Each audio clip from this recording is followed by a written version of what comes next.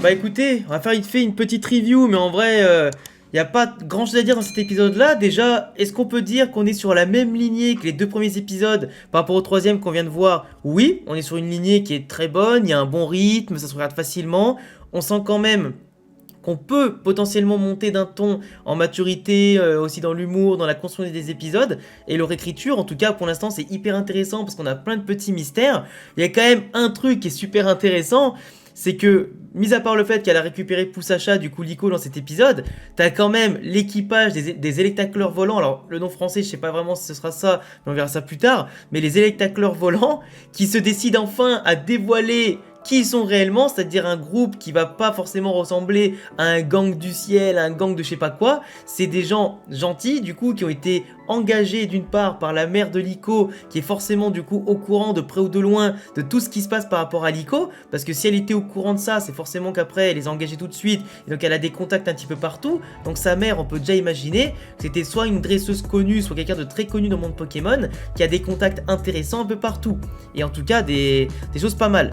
Donc on pourra théoriser sur ça, sur l'identité des parents de Liko un peu plus tard, quand on aura plus d'informations, mais on sait aussi maintenant que les électacleurs volants, c'est aussi des gens qui traversent les régions pour justement apprendre plus de choses le possible sur les mystères du monde Pokémon. Du coup c'est pour ça qu'ils veulent aider Liko au maximum aussi pour découvrir le secret du pendentif, qui est peut-être lié au fameux légendaire, comme on l'a dit dans la dernière vidéo, qu'on découvrira dans les DLC de Pokémon Écarlate et Violet, si ça a un lien avec la terracrystallisation ou pas du tout.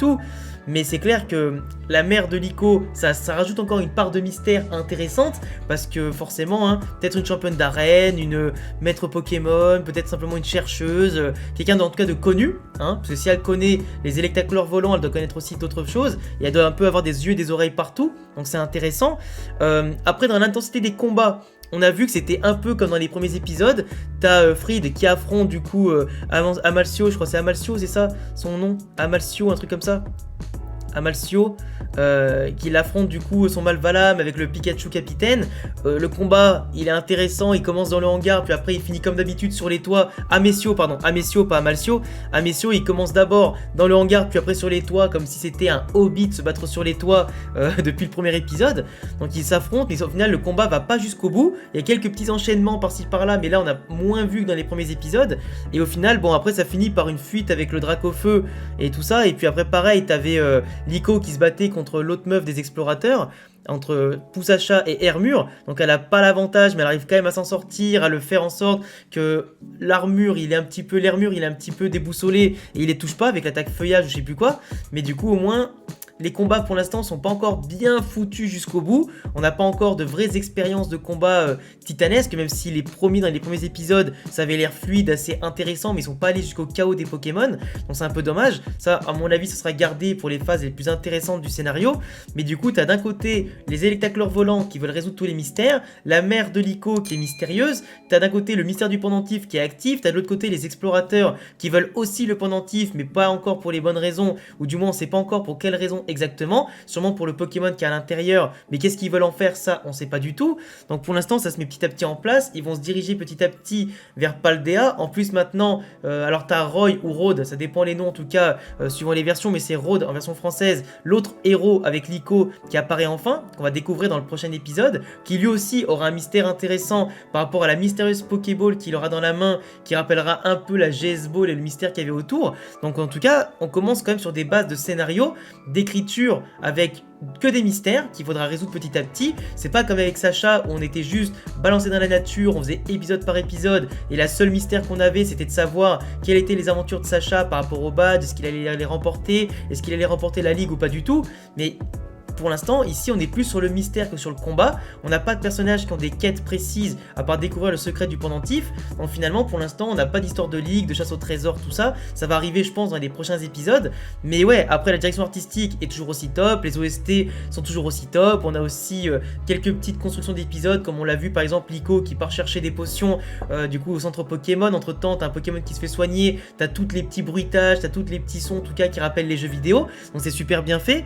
Mais voilà, après, maintenant, t'apprends à connaître petit à petit les membres de l'équipage justement des électacleurs volants, qu'on va découvrir encore plus petit à petit. Et puis voilà, en vrai franchement, tu vois, les personnages et l'intrigue se mettent doucement en place. c'est un épisode que je calerais comme un 6 ou 7 sur 10 parce qu'il n'était pas énorme ni moyen, il était vraiment au-dessus de la moyenne mais il construit bien en tout cas l'intrigue. Donc pour l'instant c'est normal que la tension retombe un petit peu. En plus ils ont récupéré Poussacha, donc l'enjeu de l'épisode et la tension du dernier épisode est redescendu d'un cran vu que l'objectif a été atteint. Puis voilà. En plus c'était marrant parce que Poussacha il agit vraiment comme un chat. Il s'est servi un peu de l'autre meuf pour obtenir de l'affection et de la bouffe. Et après au dernier moment quand Liko l'a sauvé, du coup l'autre elle essaie de le réclamer pour le récupérer parce qu'elle avait pris l'affection pour ce petit Poussacha. Il lui tourne la tête en mode non, j'en ai rien à foutre de toi, ça m'a fait super rire, tu vois. Donc ce qui est bien, c'est que t'as une bonne intrigue, des mystères, de l'humour, c'est bien dosé, ça va vite en plus, je trouve, dans les intrigues, entre la découverte en tout cas de l'ennemi, les combats, la résolution, mais au moins c'est bien, on s'ennuie pas et c'est ça le principal.